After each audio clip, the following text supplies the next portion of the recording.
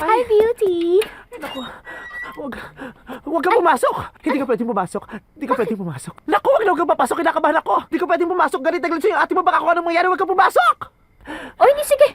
Hindi, Ayan. pumasok ka na. Pumasok ka na. Baka hanapin ka pa. Pumasok ka na. Ako na hindi papasok.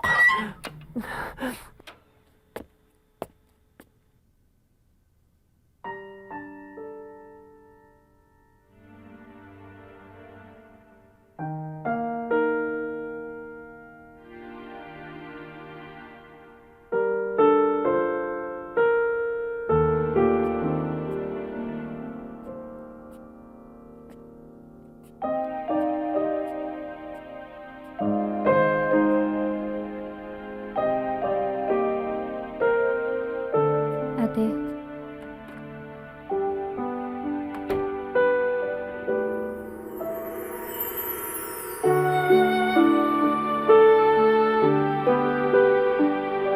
Sigurado ka? Ito, magugustuhan ng kaibigan ko? Oo, sigurado ako. Ang ganda-ganda niyan, ano? Okay yan. Kapag binigay niya ba to sa girlfriend niya, siguradong mapapa-oo yun. Oo, sigurado ako. Ikaw wala kang tiwala sa akin eh, no? Sige. Okay, maganda. Siguradong pasok to sa taste mo, ha?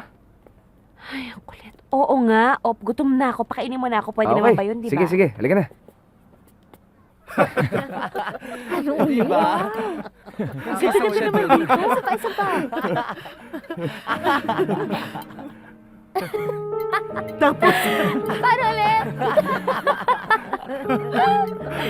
Nakakatawa talaga si Beauty. Ate, Halika na. Rika, halika, join us. Ay, hindi na ho. Mukhang hindi naman talaga ako invited eh. Obviously, wala namang nakareserve na upuan para sa akin. Ituloy nyo na lang yung kasiyahan ninyo. Anak, ate naman. huwag kang lalapit sa akin, Cecilia. Hindi mo magugustuhan ang gagawin ko sa'yo pag lumapit ka sa akin.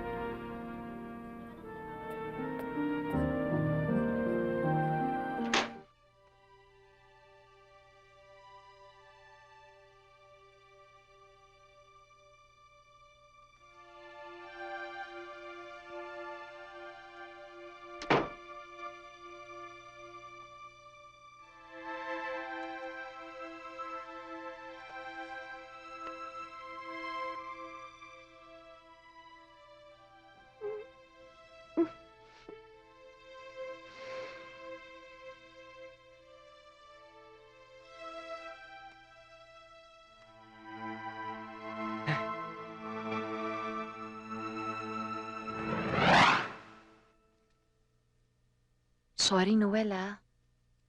Hindi talaga pwede. Sabi ko naman sa'yo, eh. Darating ang panahon na hahanapin mo yung bagay na hindi ko kayang ibigay sa'yo, eh. Ayaw mo lang yata ibigay eh. Bakit nakakapagluto ka? Yung ibang bagay dito sa bahay, nahahawakan mo. Kasi, yung mga bagay na yon, kaya ko, wala nang buhay. Ikaw, meron pa. At ang lahat ng mga nangyayari sa ating ito, may limitasyon. Kaya nga gusto ko maging maligaya ka eh. Gusto ko magkaroon ka ng normal na buhay.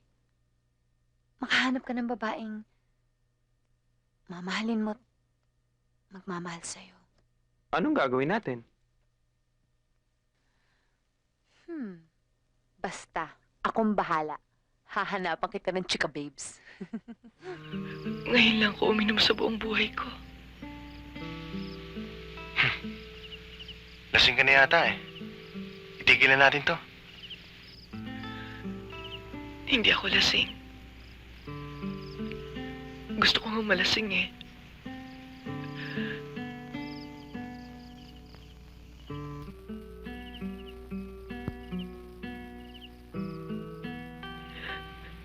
Nonong.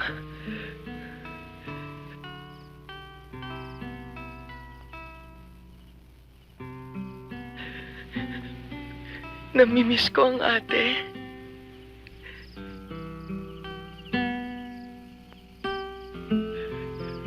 Ang laki ng kasalanan ko sa kanya.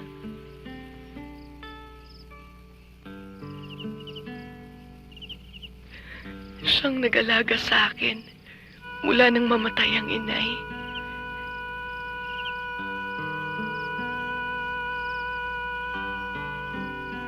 Lahat ay ginawa niya para sa aming dalawa.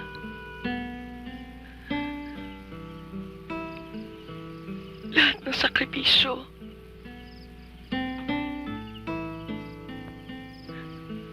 Pero ako, wala akong ginawa. Kundi suwayin siya. Hindi, Jocelyn. Kasalanan ko. Kung hindi ko sana ipinilit ang sarili ko sa'yo noon. Kung hindi kita niligawan, hindi mo sana sinuway ang ate mo. Hindi ka sana naglayas.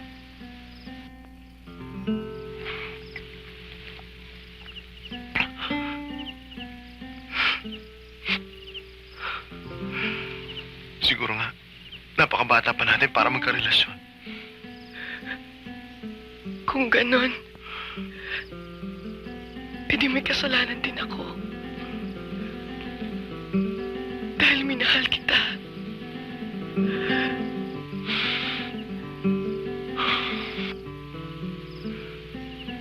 Mahal kita, Jocelyn. Siguro wala naman talaga may kasalanan sa ating dalawa.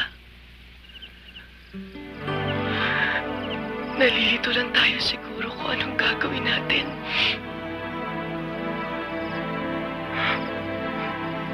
Ano nga bang gagawin natin?